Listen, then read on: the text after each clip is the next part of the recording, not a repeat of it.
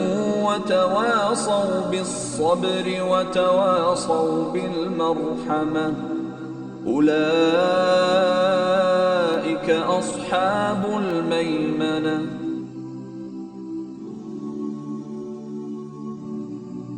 When you and I have a difficulty, we're supposed to have sabr. You don't have sabr when you're happy. You're supposed to have sabr when you're upset, when something is wrong, when something goes badly. Look at the language of Allah Azza wa Jal. He says, وَبَشِّرِ الصَّابِرِينَ. Congratulate the people who have sabr. Subhanallah. Why? Because of the belief. For a believer, the attitude is entirely different. Maybe the whole ordeal, the entire trouble you are going through, the goal of it all was one thing, so you could have sabr. Because if you can have sabr, you are worthy of congratulations. We think the goal was this thing you were going to get in dunya. Maybe I thought the goal was to get the job. Maybe I thought the goal was to make the sale. But maybe to Allah, the real goal is you were going to learn sabr. That's a bigger goal than anything else. Subhanallah. And if you got that goal, you should be congratulated. Everything you get in this life is then a gift. It's not something you earned, it's a gift. So when you don't have it, then you realize, well, it wasn't mine anyway.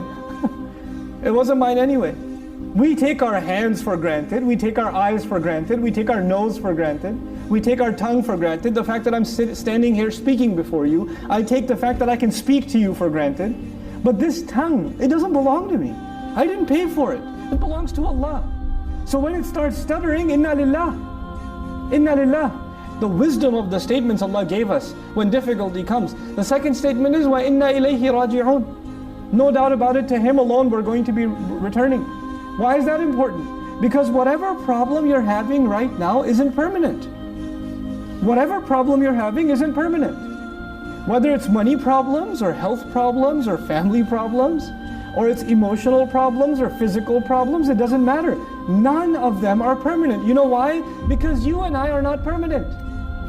Recap of everything. First of all, the first thing when difficulty happens, train your tongue, train your heart. Inna lillahi wa inna ilayhi raji'un. That's number one. Number two, don't say to other people that something is happening to them because of Allah. Don't say this to people. Do not say this to people.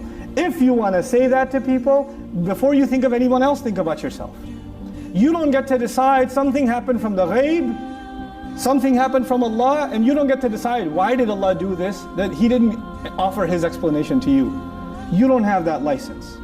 And when it comes to ourselves, we have to make the distinction between things that are out of our hands, you can't control them, then we say inna lillahi wa inna ilayhi raji'un, and the things that are within our control, we have to take our own responsibility. We have to acknowledge the fact that we were the ones who messed up.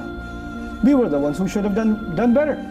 This is as a result of our own misbehavior. May Allah Azza wa Jalla make us of those who pass all of these tests and are meeting with Him with light in our chests and light coming out of our right hands on the Day of Judgment.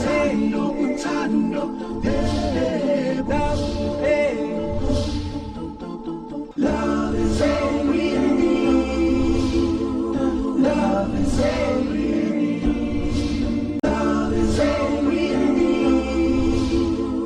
Love is all we need. Love is all we need. Love is all we need. Now let's imagine that someone, let's say a woman, she made dua, oh Allah bless me with children.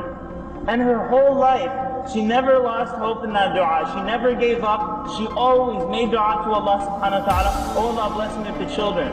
She's either going to get the child, or Allah subhanahu wa ta'ala will bless her with something else, or protect her from some calamity. But let's just say she had a very difficult life, and then she went to the hereafter. She was never blessed in this dunya with a child. What is waiting for her in the hereafter? A mu'minah who was patient all this time, what's waiting for her in the hereafter?